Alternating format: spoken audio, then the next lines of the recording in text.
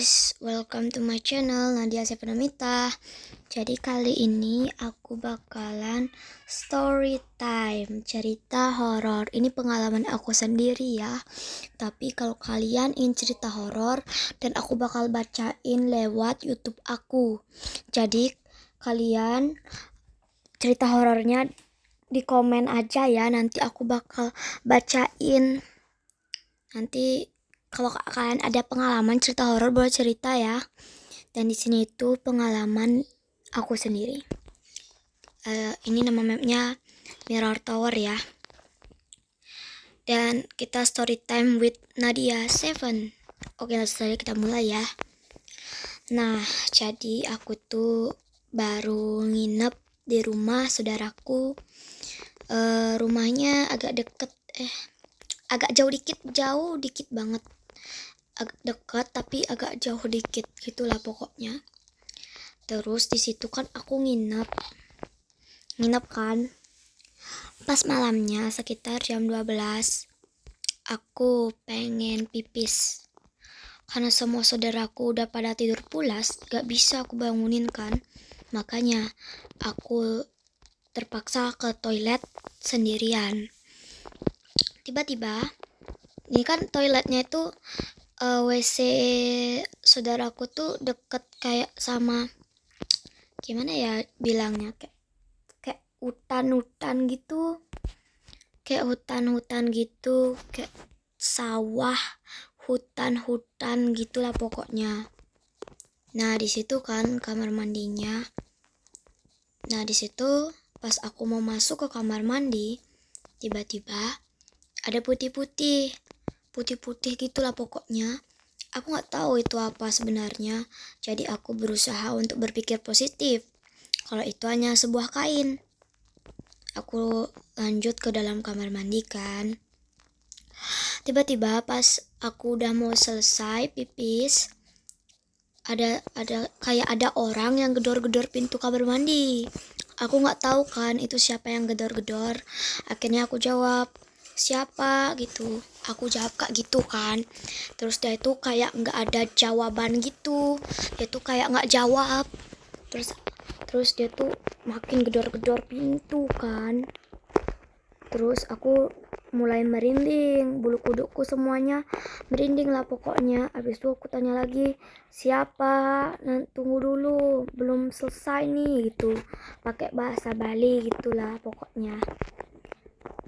Nah terus dia tuh ngejawab, kayak suaranya berat gitu, berat gimana gitu ya, pokoknya berat gitu suaranya. Dia tuh jawab ini, jujur li, ini aku lupa, aku inget dulu ya guys ya, soalnya kejadiannya udah bulan lalu. Itu kayak ngebilang cepat gitulah pokoknya, tapi dengan suara berat. Aku berpikir kalau itu tuh saudaraku yang lagi iseng, tapi aku baru nyadar kalau saudaraku itu suaranya nggak berat kayak gitu. Lalu aku tanya, cepat kenapa? Pakai bahasa Bali. Dia jawab, cepat keluar, ini aku mau pipis gitu. Pakai bahasa Bali juga ya. Sebenarnya ini semuanya tuh pakai bahasa Bali, tapi aku pakai bahasa Indo dulu ya. Nah terus, cepat keluar, ini aku udah nggak tahan mau pipis gitu. Nah pas aku keluar, itu tuh saudara aku. Kita pakai inisialnya aja ya. Inisialnya itu si A. Nah si A ini saudara aku. Dan dia tuh tetanggaan gitu sama saudaraku yang lainnya. Nah pas itu tuh si A, ini cewek ya, ini cewek, si A ini mau pipis katanya. Terus aku bilang ini, loh kamu bukannya tadi tidur pulas ya, kok bisa bangun lagi? Itu pakai bahasa Bali juga. Terus dia ngejawab, iya aku tiba-tiba pengen pipis, dan pas aku lihat kok kamu gak ada gitu. Lalu aku jawab, Aku tadi kan di kamar mandi, kamu tahu sendiri kan dan lihat sendiri. Oh iya, sono cepat ke kamar. Ini aku mau pipis, bentar lagi selesai kok. Habis itu aku jawab, ya berani sendirian, nggak aku ini apa tuh namanya, nggak ditungguin. Habis itu dia jawab enggak gitu. Terus ya udahlah, aku tinggal ke kamar. Tiba-tiba ini kita tuh tidurnya tuh rame-rame gitu di kamar. Ada yang di luar, nggak di luar kamar maksudku, di ruang tamu juga ada di ruangan utama tidurnya. Pokoknya gitulah. Nah lalu aku balik ke kamar, aku tidur berempat sama saudaraku yang lainnya. Nah pas aku cek, si A ini ternyata masih tidur pulas. Terus aku kaget, lah yang tadi itu siapa? Dan suaranya itu kayak berat gitu loh. Suaranya tuh gak kayak saudaraku si A ini. Suara saudaraku si A ini kayak gini, gitulah pokoknya, gitu suaranya.